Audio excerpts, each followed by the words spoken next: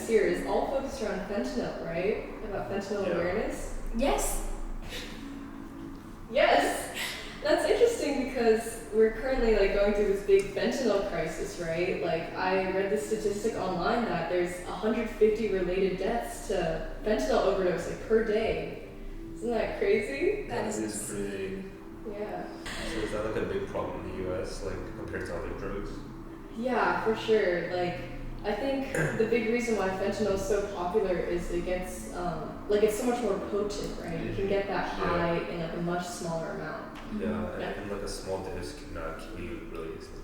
Yeah, like I think one of the people from the PSA teams, they showed like this picture where it was like a penny is like this size, right? And it was like a small tiny bit of fentanyl, like way smaller than a penny size, is enough to kill a person. Yeah. So that's crazy. Insane. Especially when you consider like 3 out of 5 like confiscated pills from the government are actually laced with fentanyl, right? So. Dangerous. It's a bit more common as well for people to start using fentanyl. Yeah. You think that would scare them off? Well, actually, I was reading this super interesting study, right? It's called Age-Based Preferences for Risk Communication in the Fentanyl Era. A lot of people keep seeing other people die, and it's not enough for them. Which is actually tied right into that, right? So, in this paper, what they had was they interviewed, this is like a qualitative study, right? So it was all interview-based. They interviewed 3 groups of people, which is younger fentanyl users aged like 18 to 25, older fentanyl users who are 35 plus, and then like healthcare providers, so people at like treatment facilities who like deal with fentanyl users like all day, right? Older fentanyl users were much more concerned about like the risks that were related to fentanyl, like fatal overdoses, right? Compared to the younger users who like didn't care at all, like they didn't see it as that big of a deal. Weird. That can be just because, I don't know, maybe drug use has become a lot more common nowadays compared to back then, especially like a lot of people, especially like teenagers in high school, even in middle school, are getting access to these type of drugs, so maybe they don't realize like how dangerous it actually is because maybe they see their friends taking other drugs or being exposed to all these different substances. Yeah, my sister told me like last week that at her middle school, like she would go up the stairs and find little white packets.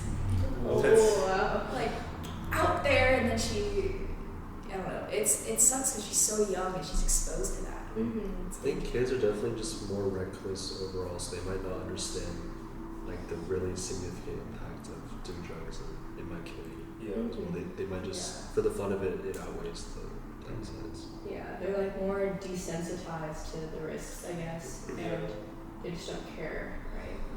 I Like, just want to have fun. yeah. Like one of the quotes from the interview that really struck a chord with me was from one of the younger fentanyl users, right? And they said, I overdosed and I came out of it. It didn't even faze me in the slightest way. Like, I came very close to death and I kind of just brushed it off and went about my day as usual. And they said, like, even now, like, when they look back on it, they didn't think of it as anything traumatic, right? They were just like, you know, overdose, like, move on, right? And what's also interesting is that the older fentanyl users, right, they were more worried about, like, these risks, right? And they would actually take actions to, like, reduce the risk, right? So, for example, switching from, like, pills to maybe cocaine or something instead. Because that's better. Yeah, right? Or, like, if there was a new dealer who was offering pills, like, they wouldn't immediately trust them and just, like, try to get their hands on any drugs. Like, Just in case it was laced. yeah. They're a lot more careful and more willing to change, I guess. Relatively. Yeah. But why is this significant now? Like, why is drug use so much more widespread among not only teenagers, but also adults? Especially all these new protections and stuff, you would assume that maybe like the older generation can easier access to drugs. The problem would be greater than compared to now. Maybe it's connected to how teenagers now are more stressed than teenagers like decades ago. Like there's a lot more that a teenager is exposed to that could push them to such things. And also, like, I think we also, as teenagers, like, we have more, of course, like, more access to the internet and, like, online, so it's a lot easier to see, like, oh, examples of people using drugs, or like I know these days you can get like shoot, what are they called? The edibles like Edibles, online, right? You can just get them online, like shipped to you. So the access is for sure greater. Right? Okay, let's move on to the next one. Okay. So the second thing that they found was that for the clinical providers, right, they often advise treatment as the number one risk reduction, meaning so getting their like fentanyl users, their patients completely off drugs, like just stone cold sober, right?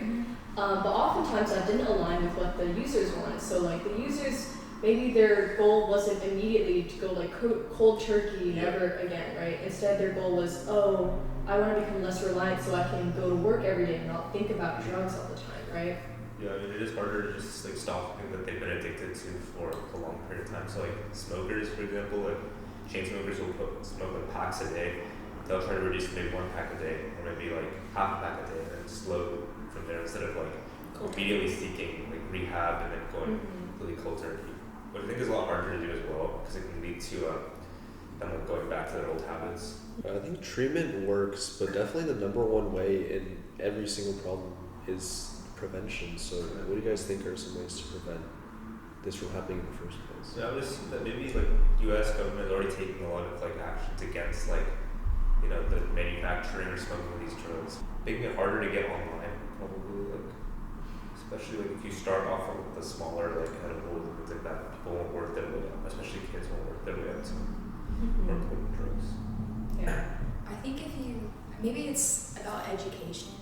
So like starting like when you get to middle school or junior high or whatever, like that next step is after elementary school, and then they start teaching like how bad it is for you to do these things, like what it does to your brain, what it does to your body, and the addiction stuff, and they show like the reality of a life like drug that. PSAs.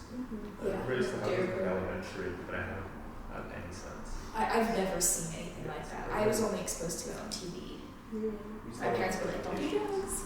I think it's also equally important, of course, to like prevent people from ever getting into drugs in the first place, but also showing like proper risk reduction. So for people that are already on drugs, like what are some things that you can like do or carry on you, like know the warning signs of an overdose, or like carry, what's the one for opioids, like naloxone or naloxone, that like prevents opioid overdoses. And they have to be like willing to change on their own, right? There's a lot of drug users out there who are like, oh, well, it's my life, I'm just gonna do whatever I want to do. Like, if this helps me get rid of my stress or whatever. Like, Or if they think it's hopeless and they're like, Yeah. well, ruined my life, I guess this is how it is now. well, my life is already ruined. It can't get any worse. What's interesting about like this theme that I was thinking of earlier, like how there was a non-alignment between what the fentanyl users wanted and what the caretakers wanted, right? Is that from like the fentanyl user's perspective, like I think, imagine going into like, you take your first step, going to this treatment facility, right? And then the people there are like just totally not like needing to meet you halfway, right? Like see it from your perspective and like be compassionate to your needs, right? Yeah. What are their needs? I don't know, Not like like going halfway, like not like a gradual decrease in like drug Yeah. usage. or like, well, I guess this leads into the third theme, right? Like just being compassionate to, oh, let's say maybe they want like, like, I feel like it would obviously be horrible. You go into a treatment facility and let's say that people think of you like as some horrible drug-taking monster, like that's not like burden to society or whatever, right? And that's exactly what like the third theme was saying. They're saying, oh, these fentanyl users, right? They valued when their caretakers, like these providers, had compassion and like could understand their perspective and like life experiences from whatever, right? Yeah. Yeah, it does. So things like, oh, even saying Fetty instead of fentanyl, right? It feels more like someone who understands the actual like lifestyle or something, right? And I think that goes a long way, not just from like this setting with drugs, right? In your day-to-day life. Yeah, maybe if it's like, it's less judging, being like, oh, well, what if you did this to yourself and I just fix it? Yeah. It's like, okay, let's work our way there and you'll be healthy. Just the number of rehab centers, like, I don't know how many there are in the U.S. Just increasing availability. A lot of people just don't have access to. Maybe they're in like a neighborhood where there isn't rehab centers, or it's not like cost effective or something like that. Which prevents. Or normalizing. Yeah, normalizing as well. There's a big stigma against like rehab or whatever. Mm-hmm. Yeah, instead of thinking like, oh well, I have to do it on my own. Okay, so in conclusion, watch out.